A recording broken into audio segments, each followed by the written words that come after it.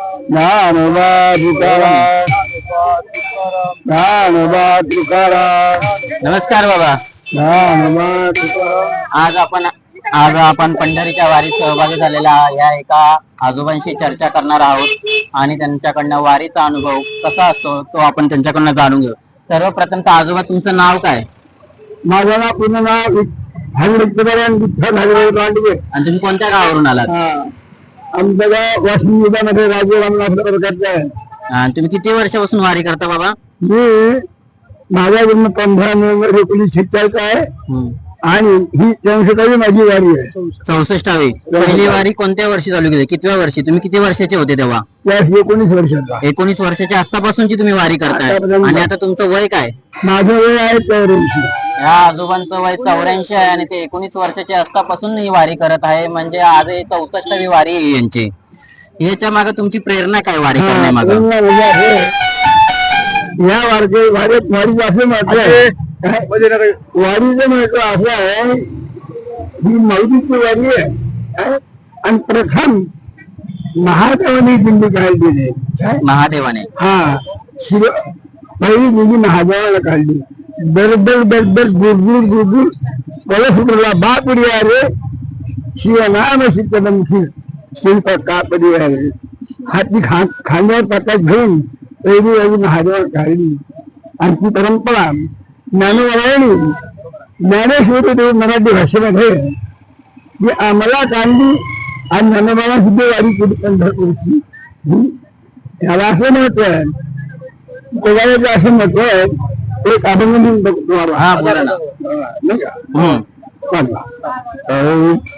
होय वार करी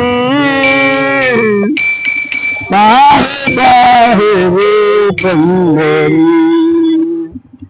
होय वार करी बाहे पंढरी.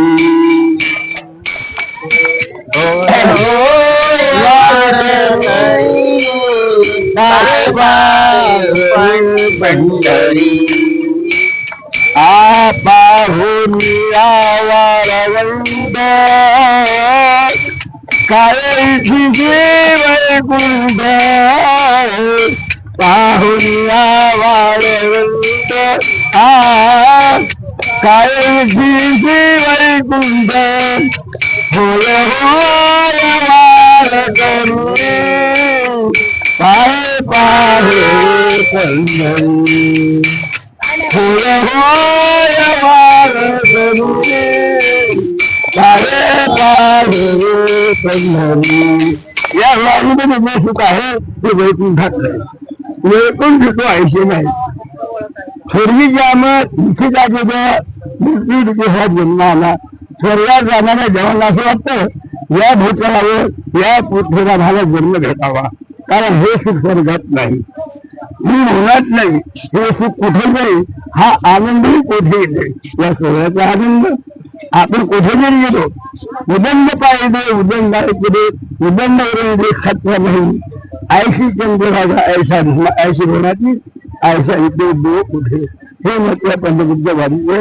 आणि हा अनुभव मला तेव्हा झालेला आहे. मी नोकरी सोडली, वारी करता नोकरी सोडली तुम्ही? नोकरी सोडली. गुरु सेक्रेटरी बँक खात्यामध्ये जुन्ना 7 वेळ माझा. ज्यावेळेस पैसेचे मास्टर लागत होते त्यावेळेस माझ्यावर शाळा आहे 7 मध्ये ट्रेनिंग केली. ती नोकरी सोडून त्यावेळेस वारी करतो. ही माझी 64वी वारी आहे. वा वा, खूप छान अभंग बाबांनी मांडलेला आहे. बाबा मला सांगा, तुम्ही या 64 वर्ष झाले वारी करता, याच्यामध्ये तुम्हाला काय अडचणी आल्या आणि त्या अडचणीवर तुम्ही मात कशी केली? अडचणी का, त्याच्या अगोदर मी जी वारी केली का नाही, तर माझ्यासोबत जी काय मंडळी होती माझ्या मला त्यांची खाण्याची व्यवस्था करण्याकरता मी स्वतः मधुकरी करून आणि त्यांना जेवण खाऊन पुरवलं. एक मिनिट, आजच्या काय खूप नवीन पिढीला माहित नाही मधुकरी म्हणजे काय. तुम्ही त्यांना सर्वप्रथम मधुकरी म्हणजे काय? मधुकरी म्हणजे काय, त्याला एक भिक्षा म्हटलं तर चालते. काय भिक्षा आमच्या वारकरी समाजाने ज्याला मधुकरी असं म्हणतात. आणि मधुकरी मागताना हातामध्ये भोरी पात्र असते, एक भांडा असते भाजी देण्याकरता. पायात चप्पल घालता येत नाही, अंगात शब्द घालता येत नाही, स्वतः सदा अंगावर घ्यायचा असतो आणि ती मेडिकल गाव भागत असते. अशा पद्धतीने वडवडी करून आणि ते लोक जगत आतापर्यंत आणले रस्त्याने. ही जास्तीत जास्त 4-5 वर्ष अशा प्रकारची वारी केली. त्याच्यानंतर मार्जिन देतो माझी शोध होती. आता कसल्याही प्रकारची मला अडचण नाही. व्यवस्था आहे, माझा मुक्काम चांगल्या प्रकारचा आहे, जेवण खाण्याची व्यवस्था आहे आणि आम्हाला जे घालणारे जे आहेत ना अन्नदाते आता चांगल्या प्रकारचे मला पर्यंत घेतात आणि त्यांच्याकडे माझा मुक्काम असतो. आता काही अडचण नाही. आजच्या तरुण पिढीला तुम्ही काय संदेश द्याल या वारीमधून? तरुण पिढीला एवढं सांगायचं की आपण जे त्यांना लाडू करतो भगवंताने जे मंदिर दिलं दिला हा भजन करने के लिए देव दिला जो है भजन गोमता तो भागा खाता बाजी पूजा या मर्ज है भगवंताची चिंता करणे, नव्या तुळशीची माळ घालणे, कंबाळाला ज्योती जन्म केला घालणे तसे भगवंताला आवडते. आवडे देव स्वीकार का प्रकार नामाचा विचार राहत नाही. काय आवडतो देवाला? तुळशी मार्गाला गोपीचंदन केला, रवी कळवला वैष्णवांचा कुंडलिका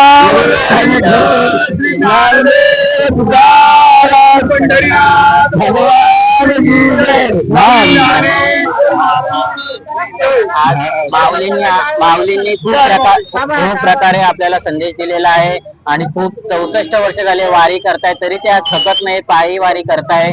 याचं खूप खूप खूप कौतुक आहे. जय हरी माऊली, रामकृष्ण हरी. अशीच वारी तुम्ही वर्षानुवर्षे करत